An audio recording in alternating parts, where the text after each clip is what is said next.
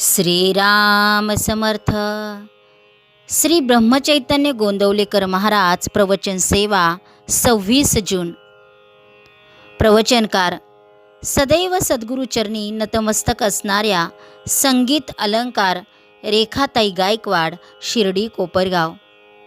सद्गुरू गोंदवलेकर महाराज सांगतात की नियम थोडा करावा पण तो शाश्वताचा असावा. ज्या झाडाची वाढ व्हावी असे आपल्याला वाटते त्या झाडाला आपण पाणी घालतो, त्याची मशागत करतो, त्या झाडाकडे जास्त लक्ष पुरवितो, परंतु ते झाड वाढू नये असे वाटते किंवा ज्या झाडाचे विशेष महत्त्व आपल्याला वाटत नाही त्या झाडाकडे आपण दुर्लक्ष करतो. तसे जेणेकरून परमेश्वराच्या ठिकाणी बुद्धी स्थिर होईल त्याची जोपासना करावी. देहाकडे, विचारांकडे, विषयांकडे दुर्लक्ष करावे म्हणजे आपोआपच त्यांचा विसर पडेल. ज्याप्रमाणे एखाद्या झाडाची जोपासना करताना त्याला गुराढोरांनी खाऊ नये म्हणून त्याच्या भोवती कुंपण घालावे लागते, त्याप्रमाणे परमार्थ हा खरा कुंपणातच ठेवावा. तो जितका गुप्त राहील तितका चांगला. त्याचे प्रदर्शन झाले तर त्याला दृष्ट लागते. म्हणून परमार्थ हा कोणाच्या नकळत परंतु अत्यंत आवडीने करावा. झाड लावल्यावर ते किती वाढले आहे हे कोणी रोज उकरून पाहत नाही, त्याप्रमाणे अनुभवाच्या प्रचितीच्या मागे लागू नका, त्यामुळे प्रगती खुंटेल. हट्टी आणि व्यसनी माणसे एका दृष्टीने मला आवडतात, कारण त्यांचा हट्ट भगवंताच्या मार्गाला लावला की झाले. परमार्थात नियम थोडाच करावा पण तो शाश्वताचा असावा, म्हणजे जेणेकरून भगवंताचे प्रेम लागेल याबद्दलचा असावा आणि तो प्राणाबरोबर सांभाळावा. जे अत्यंत थोर भाग्याचे असतात त्यांनाच ध्यानमार्ग साधतो.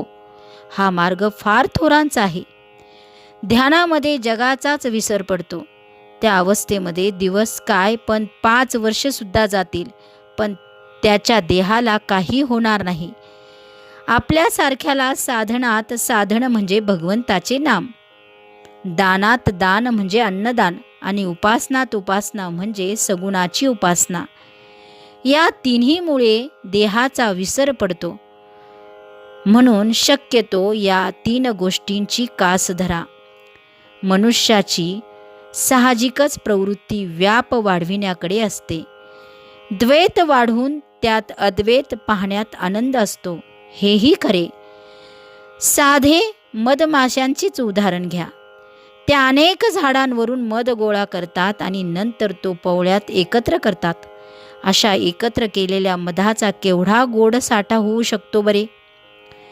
अशा रीतीने सर्व द्वैतांमध्ये एक अद्वैत म्हणजे एक राम पाहायला शिकवावे.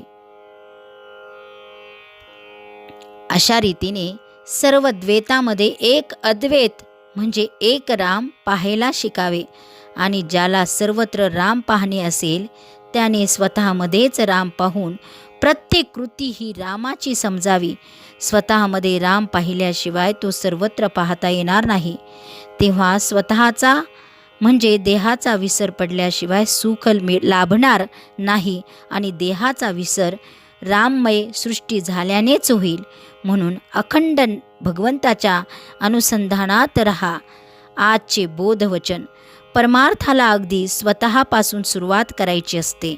जानकी जीवन स्मरण जय जय राम. श्रीराम जय राम जय जय राम.